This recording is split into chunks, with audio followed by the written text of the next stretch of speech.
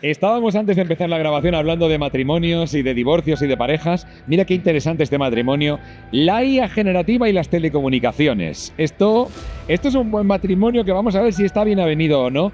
La pregunta es, ¿estamos preparados para esta revolución que supone este matrimonio? Bueno, vamos a ver. La inteligencia artificial ya no es el futuro, es el presente, la tenemos en toda nuestra vida, pero la inteligencia artificial generativa es ese bombazo que está haciendo que cambie las reglas del juego. Si la IA tradicional analizaba datos, la IA generativa los crea, los predice, los optimiza, a veces hasta se los inventa. Si no descuidamos, la historia nos deja sin trabajo, dicen los agoreros. Ahora veremos si es verdad o no. Pero ¿qué pasa cuando combinamos la IA generativa con un sector, por ejemplo, tan crítico como las telecomunicaciones?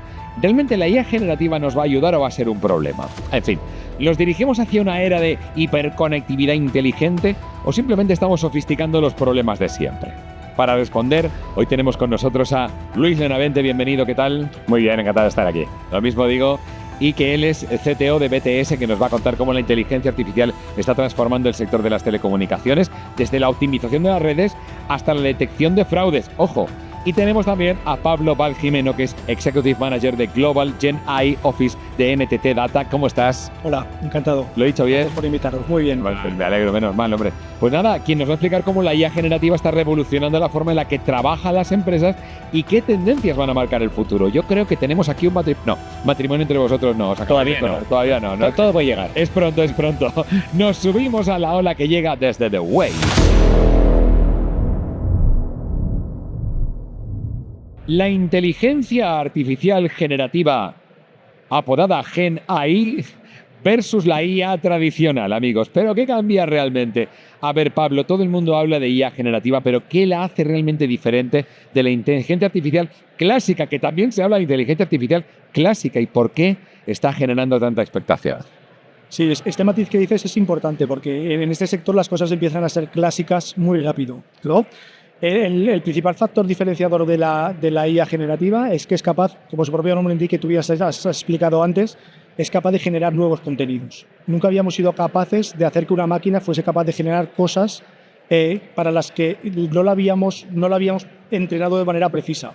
La anterior inteligencia artificial la entrenábamos para tareas concretas.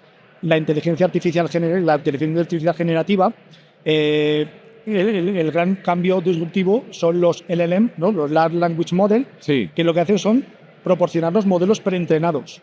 Mientras que yo antes tenía que entrenar el modelo para que hiciera una determinada cosa, ahora soy capaz de coger un modelo preentrenado que ya es capaz de hacer cosas por sí solo y lo que tengo que hacer es trabajar con él para que acabe de hacer los contenidos que yo necesito. Claro, es decir, que ya viene aprendido de alguna manera y que tiene que, eso sí, de alguna manera adaptarse a cada situación que se encuentra. Va por ahí, ¿no? Eso es. El LLM ya es capaz de hacer cosas, es capaz de hacer razonamientos estadísticos basados en redes neuronales que le permiten intuir cuál es la siguiente palabra en una conversación, por ejemplo. Es capaz de entender un texto, es capaz de generar ciertos contenidos. Ya. Lo que hacemos nosotros es ayudarle con lo que se llaman los prompts, ¿no? A indicarle qué queremos obtener.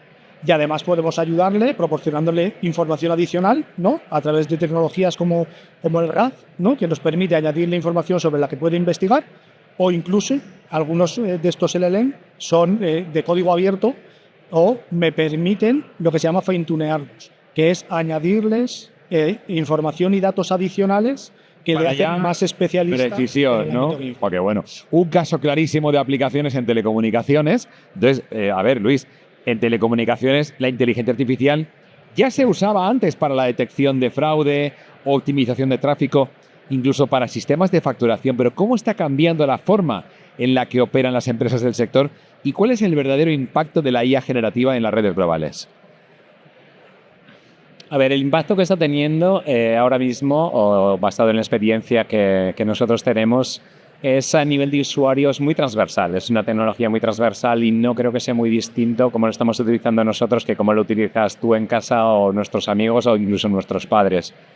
A mí lo que me gustaría destacar de la inteligencia artificial generativa es que yo lo veo una tecnología muy amable. Amable en el sentido de que todo el mundo utiliza ChatGPT, pero no hay un manual de usuario de ChatGPT, nadie ha salido el manual de usuario. Nadie ha tenido que preguntar a otra persona cómo funciona esto Tú te pones allí, empiezas a escribir y te contesta, empiezas a hablar y te contesta, y ahora mismo va más allá de solo poder chatear, bien de forma hablada, bien de forma escrita, sino que puede tomar el control de tu ordenador, puede hacer cosas por ti. Pero lo que me gustaría destacar es que una tecnología que se adapta a los humanos y no al revés. Hasta ahora las tecnologías normales, tal vez las pantallas táctiles han sido también una tecnología muy amable que enseguida hemos aprendido a manejarla, pero normalmente siempre hacía falta un esfuerzo en múltiples dimensiones, ¿no? Muchas veces era una inversión, o la empresa tenía que adaptarse, tenía que comprar sistemas, tenía que comprar CRMs, tenía que forzar a la gente a utilizar estas cosas. Sin embargo, aquí no, aquí esto viene un poco, es el usuario final el que no encuentra algo útil, no encuentra algo divertido incluso, encuentra algo amable, como decía antes, sencillo de utilizar y que lo empieza a utilizar en su día a día. Y en su día a día es fuera y dentro de la empresa. Yo creo que es algo muy transversal, donde empezaremos a ver segundas derivadas, casos de usos más específicos dentro de las telecomunicaciones, pero nosotros lo que estamos viendo ahora mismo es el mismo uso que se le puede dar dentro y fuera de la empresa. Luis, yo pensaba que me ibas a explicar. Hay un algoritmo que consigue que la gente no diga tacos en una conversación con su operador de telefonía móvil. Si lo supiese te lo diría, pero... Que igual eso es Pablo, que es el que sabe de verdad. Mira, Pablo, le voy a preguntar por un tema que es muy importante, el tema agentes. Dicen que el futuro precisamente de la inteligencia artificial generativa pasa por los agentes. En los próximos modelos de GPT ya nos han avisado que va por el tema de los agentes, ¿no? Que son esos seres virtuales entrenados, como tú bien decías, para una labor, ¿no? Entonces, ¿en qué consisten y por qué se están considerando la gran tendencia del momento? Sí, yo creo que ya son la gran tendencia, pero lo van a ser mucho más, como comentabas, en el futuro. Yo creo que para entender lo que es un agente, yo tengo un ejemplo muy sencillo que yo creo que es fácil de entender, ¿no? Al final, haciendo el símil con alguien que se incorpora a nuestra compañía para ayudarnos, ¿no? Alguien que se incorpora, un junior, pues bueno, al final un junior podría ser incorporar la GenAI, ¿no? Yo hago un prompt y le pido una tarea. Claro. Y él es capaz de ejecutarla con los conocimientos que tiene, con los conocimientos adquiridos, con los que llega a la compañía. Pero al final este junior lo que hace es todo el tiempo preguntar, ¿y ahora qué hago? ¿No? Tú le haces un prompt, él contesta, ¿y ahora qué hago? Tú le haces un prompt. Entonces, el siguiente paso avanzado fue concatenar diferentes prompts, ¿no? Y crear una cadena de prompts. Esto es como si a esa persona que se ha incorporado a tu compañía, cuando adquiere cierto grado de independencia, tú eres capaz de darle tareas para toda la semana, ¿no? Ya no te pregunta todo el rato qué hago. Claro. Él sabe toda la semana lo que tiene que hacer. Pero obviamente necesita tu supervisión, necesita que estés ahí, necesita que cuando haga una tarea la valides, etc. Los agentes son el último estadio de asunción de responsabilidad por parte de la IA. Los agentes quiere decir que tú a la IA le pides una tarea y vas a valorar esa tarea y él va a ejecutar esa tarea en función de los resultados finales. Es decir, yo le puedo decir, organiza mis vacaciones que sean económicas y que vaya a la playa, y aquí se unen dos factores. Primero, que el agente es capaz de ir tomando decisiones a través de los diferentes prompts, y por otro lado el agente es capaz de conectarse con los sistemas. Volviendo al ejemplo de las vacaciones, el agente sería capaz de consultar mi calendario de vacaciones para saber qué días puedo irme. Podría consultar agencias de viajes para determinar cuál es el precio más económico de los sitios donde yo quiero ir, y además podría interactuar con una web y acabar comprando los billetes. ¡Qué miedo! Y todo esto de una manera relativamente autónoma. Estamos todavía en la época de lo que se llama el human in the loop, ¿no? Todavía el humano tiene que estar acompañando a la IA. Claro. Pero al final sí que este es el futuro, este es un ejemplo muy cotidiano, sí, pero llevada a las compañías es capaz de asumir tareas en base a los resultados y orientar todas las decisiones que toma a un resultado concreto. Yo creo que está mal elegido el nombre, porque yo que soy seguidor de Matrix, el agente Smith no era precisamente el mejor de la película, pero entiendo el concepto. Se le tiene que dotar de la capacidad de interconectarse con otras redes, con otras estructuras. Se le tiene que dotar de la capacidad para obtener la información necesaria para dar un buen resultado. Y esto es un poco lo que hacen los agentes. Tienen un sobreentrenamiento y la capacidad de interconectarse con otros agentes, ¿no? Y con otros servicios, ¿no? Es interesante. Entonces, Luis, perdona, ¿decías, Pablo? No, si puedes seguir un poco con claro, por favor, sí, viene fenomenal, adelante. Genial. No, mire, me gustaría, al hilo de lo que estaba comentando Pablo, y soltando algún palabra para que veas que también sé algunos de estos, por favor. Ahora, es súper interesante todo lo que está pasando en el mundo de los agentes. Como decía Pablo, tú tienes que programar un agente con tus prompts, le tienes que dar acceso a distintas fuentes de datos, a distintas acciones que pueden tomar dentro del ámbito del LLM. Pero siguen siendo agentes, digamos, aislados, autónomos, funcionando por sí mismos. Lo que la historia de Internet nos demuestra es que cuando se colabora en Internet, las cosas crecen de una forma muy rápida, no voy a utilizar, de una forma muy rápida. Entonces, últimamente está surgiendo un protocolo que se llama MCP, precisamente para que estos agentes puedan descubrir de forma autónoma fuentes de información, herramientas, otros agentes en Internet, lo que hace que estos ecosistemas crezcan de una forma mucho más rápida y tú no tengas que estar programando un agente para hacer 20 veces lo mismo, sino que ellos mismos pueden ir descubriendo cuáles son los recursos que están disponibles en Internet a través de otros agentes para hacer las tareas que le hayas encomendado. O sea, capaces de descubrir o de proponerte, oye, ¿qué te parece si me conecto con...? O directamente ya se conectan, ni preguntan, ni preguntan, depende. Pueden hacer ambas cosas en función de cómo los tengas programados, pero ellos de forma autónoma pueden buscar sus propios recursos por Internet y eso ya sí que empieza a dar más de miedo. Pero es muy práctico. No, exacto. Luego la solución te la dan y te dicen, oye, ¿qué tal si te vas de vacaciones a Canarias en los días que tienes? Exacto. Para 4 días que tienes, mira, tengo una oferta para ti estupenda. Y eso también enlaza un poco lo que te iba a preguntar, Luis, en cuanto a que, claro, las telecomunicaciones son muy sensibles, porque ahí va todo lo que queremos contar, van secretos de Estado, a veces va cosas importantes. Entonces, yo imagino que la inteligencia artificial puede ayudar a detectar fraudes en tiempo récord, también sofisticar ataques cibernéticos. También por el otro lado, ellos están empezando a entrar. ¿Estamos en una carrera entre la IA defensiva y la IA ofensiva? Yo creo que eso siempre ha sido, ¿no? Siempre ha sido un poco el juego del gato y el ratón, o el gato y el ratón. Sí. Podemos meter más especies animales a correr uno detrás de otro, pero nosotros que nos comemos a todos. Hombre, la cadena trófica al final. No, sí que es cierto que lo ves que se utilizan en una y otra. No creo que especialmente la generativa, pero la IA en general sí que se viene utilizando tanto para ofensa como para defensa.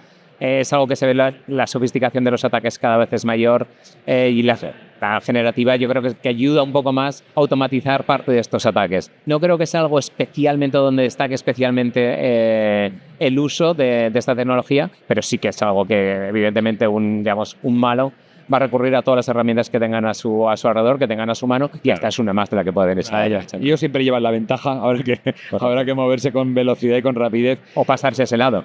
Exacto. O sea, venga, venidos al lado. El lado oscuro. Bien, Pablo, la IA generativa está alcanzando niveles de sofisticación que es difícil ya distinguir que un profesor sepa si sus alumnos han hecho las tareas o los deberes utilizando la IA. Me decía un profesor ayer mismo aquí en The Wave, decía, oye, que es que me han impugnado una decisión que he tomado como profesor de que esa persona ha copiado utilizando GPT y me ha dicho, demuéstramelo. Ya tenemos aquí un problema, por ejemplo, ¿no? Entonces, ¿cómo conseguimos saber lo que le ha generado una máquina y lo que ha hecho una persona? ¿Estamos cerca de saberlo? ¿O de poderlo distinguir o es peor todavía? A ver, yo creo que este es un tema controvertido. Es cierto que estamos en los momentos iniciales, ¿no? Yo a veces pongo el ejemplo de que cuando una compañía te pasa un presupuesto, ahora, cuando tú haces un trabajo con ChatGPT, ¿no? O con cualquier inteligencia artificial, parece que tú tienes que decir, oye, esto está hecho con él. Pero cuando una compañía te pasa un presupuesto, no te dice que está hecho con calculadora. Obviamente ha calculado. Hecho con calculadora. Claro, obviamente ha utilizado la calculadora para... Yo creo que estamos en esos momentos iniciales en los que es cierto que en cuestiones, por ejemplo, de educación hay que ser especialmente cuidadosos porque podemos perder oportunidades. La realidad es que al final la GenAI será capaz de hacer las cosas muy parecidas o en algunas ocasiones incluso mejor que los humanos. Esto tiene que ser una oportunidad. Yes. Al final yo creo que con el tiempo seremos capaces de aportar valor on top de la inteligencia artificial. Y este será el momento en el que entenderemos el valor, pondremos en valor el valor y seguro que nos quedan muchísimas cosas por hacer. Y nos quedan muchísimas cosas por añadir a eso que la GenAI es capaz de hacer y que al final nos va a hacer la vida mejor y más fácil. Y nos va a evitar trabajos repetitivos y vamos a poder focalizar en el valor y poco a poco iremos acostumbrándonos. Durante estos tiempos intermedios o de transición, lógicamente va a haber rozamientos complicados de resolver. Todos seremos diseñadores de prompts. Este es un poco el futuro hacia el que vamos, ¿no? Y cuanto mejor lo diseñemos, o sea, el profesor dirá, mándame el prompt. Y nos ahorramos el tener que leer o el decirle yo a mi IA que te lea. Hablábamos del mundo educativo, pero, a ver, ¿Qué desafíos hay y en qué sectores notas tú que a la hora de implementar y de incorporar la inteligencia artificial hay alguna dificultad concreta? ¿Qué errores comunes cometen las empresas? Lo cierto es que no es fácil. No es fácil abordar la GenAI desde una compañía. Lo que pasa es que no queda mucho margen genérico. Entonces, finalmente vamos a tener que hacerlo. Yo creo que cada compañía tiene que llevar su ritmo y sobre todo hay que ser muy coherente con tu momento de madurez.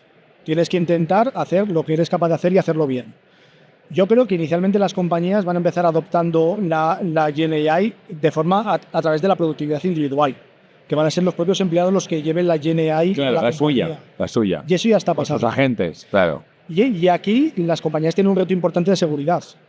Es cierto que la GenAI puede generar sesgos, tú puedes alimentar el LLM con información confidencial de tu compañía, que luego se puede utilizar. El siguiente paso será desarrollar aplicaciones. Cuando desarrollas aplicaciones, afortunadamente ahora tenemos el modelo SaaS de incorporación de tecnología, que te permite consumir tecnología y no hacer una gran inversión inicial. Pero va a ser necesario incorporar nueva tecnología. Y ahí también hay un reto de gobierno dentro de compliance, de regulaciones, etcétera. Y finalmente el último estadio es el estadio de la transformación. La transformación es que te conviertes en otra cosa. Claro. Ya no haces las cosas como antes. Y eso impacta a todos. Impacta todo lo que haces en la compañía. Vas a hacer las cosas de manera diferente. Lo que decíamos antes cuando yo hago los deberes, ¿no? Hacer los deberes va a ser otra cosa. Y eso más tarde o más temprano va a ser así. Yo creo que ahora uno de los grandes retos que se va a afrontar en el corto plazo es la falta de talento. Gente que sepa de esto. Y yo creo que es el reto de la sociedad en el futuro inmediato. Ser capaz de ser competitivos. Llegar los primeros va a ser una ventaja competitiva. Dentro de 10 años seguramente todos estaremos ahí. Pero ahora mismo yo creo que como compañías, como empresas, como país, es importante llegar rápido. Y para eso sobre todo necesitamos profesionales. Y aquí estamos en The Wave. Aquí estamos precisamente viendo la ola y venir. Ahí viene la ola. Bien, una cosa. Sacad la bola de cristal, por favor, que tengo que preguntaros sobre ello. Sacadla y empezad, Luis, Pablo. Dentro de 5 años, ¿cómo cambiará la inteligencia artificial la manera en la que interactuamos con las telecomunicaciones y con el mundo empresarial en general? A ver. Yo me voy a ir hacia el pasado para ver lo malos que estamos prediciendo cosas y así podemos poner en contexto lo que diga de cara hacia el futuro. Bien. Mira, si recordáis, seguro que lo recordáis, que hace no muchos años, antes de la Generative AI, cuando hablamos de inteligencia artificial, decía, pues no, vamos a automatizar un montón de procesos, pero entonces los humanos nos dedicaremos a cosas más creativas, a escribir, a el ocio creativo, a pintar, claro. Porque esas cosas no las va a hacer la inteligencia artificial. Y curiosamente, en pocos años, lo primero que ha llegado precisamente es que escribe mucho mejor que nosotros, que hacen las imágenes mucho mejor que nosotros, que hacen los vídeos. Entonces, pero además, si lo veis, incluso ahora recientemente, cuando empezó el tema de ChatGPT, parecía que nadie podía competir con OpenAI porque parecía que tener el modelo era lo último. Ahora empezaron a salir un montón de modelos nuevos. Luego parecía que la ventaja podía ser, bueno, damos ChatGPT gratuito porque la gente va a hacer preguntas, entonces con esas preguntas vamos a retroalimentar el modelo.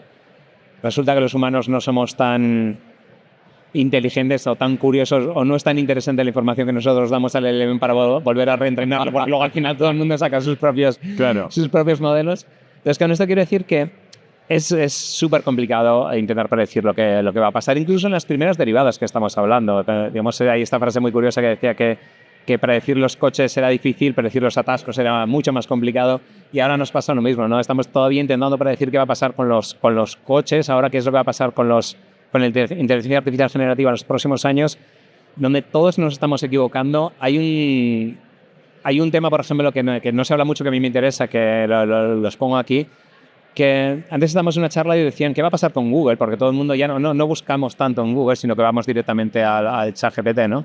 Pero más que Google, la siguiente derivada es qué va a pasar con Internet, porque estos modelos rompen el esquema económico que tenemos en Internet. Si no está Google, que no paga por anuncios, que es lo que lleva el tráfico a las webs, ¿qué interés tiene poner las webs? Pero después estos modelos precisamente se alimentan de la información que hay en esas webs. Entonces hay una dependencia cíclica que no vamos a ver lo que va a pasar, pero el modelo económico, cómo esto discurra, yo creo que va a ser uno de los temas más interesantes que vamos a ver en los próximos años, que soy incapaz de intentar ni predecir. Tengo la ventaja de que nadie se va a acordar de mí en 2 meses, pero así no lo voy a intentar. Pero ya concretamente con el tema de las telecomunicaciones, volviendo, uno de los temas que nosotros estamos viendo y conectado un poco con lo que comentaba Pablo de los agentes, es muy cercano a nuestro negocio, al corazón de nuestro negocio, que es las comunicaciones de voz, es que vemos que cada vez más y más de las comunicaciones ya no van a ser humano-humano, sino que van a ser máquina-humano, incluso máquina-máquina. Digamos, la voz o el lenguaje natural se está convirtiendo como una ventana de interaccionar con sistemas en el mundo. Y vemos que ese tipo de conversaciones cada vez se van a ir desarrollando más. Ya lo estamos viendo en nuestras redes. Parte de lo que estamos haciendo, nosotros monitorizamos el tipo de tráfico, si es tráfico humano o tráfico generado, de acuerdo a la pregunta que estábamos haciendo antes. Ajá. Es una guerra perdida. Es una guerra donde si el tráfico es generado con motores de voz conocidos, OpenAI, Microsoft, Amazon, es fácil de identificar. Si son motores, digamos, con suficiente dinero y tiempo, los malos siempre van a detectables siempre. Y no se van a detectar. Mamá de un Bizum y la voz de tu hijo ahí. Eso es muy difícil de controlar. Eso es. Oye, ¿qué os parece si precisamente utilizamos la inteligencia artificial para que haga la última pregunta, ¿vale? Le voy a decir un prompt. He diseñado el prompt. Bueno, para diseñar el prompt me ha ayudado la IA. ¿Puedes utilizarlo para que la conteste? Claro, sí, esto es una guerra entre que hablen. ¿Cuántas veces no hemos puesto los móviles ahí? Yo también lo he hecho. El siguiente podcast va a ser así, los 3 móviles puestos hablando de ellos. No hace ni falta, ya directamente LM Notebook te hace un podcast directamente metiendo los datos y ya está, y entre varias voces, o sea que ya está, pero queremos, esto es como el piloto de avión que dice, no, este lo aterrizo yo. O sea, ya sé que así nos va. Me lo deja en la pista a 60 nudos, caso real, pero yo lo aterrizo, que llevo 200 personas aquí detrás y todavía quiero hacerlo yo. Ya, pero no arranca. ¿Ves? Al final es lo que tiene. Hay que estar ahí. Al final las comunicaciones tienen que funcionar. ¿Cuántas veces no se nos ha caído algo, verdad? Esta es la clave un poco. Pero nada, ahí está. Ahí está, pensándose si quiere colaborar. Pues ahora no colabores. Que muchísimas gracias de verdad por haber estado con nosotros, por habernos dado esta visión a la vez tan humana de algo tan importante como esto. Muchísimas gracias. A vosotros, gracias.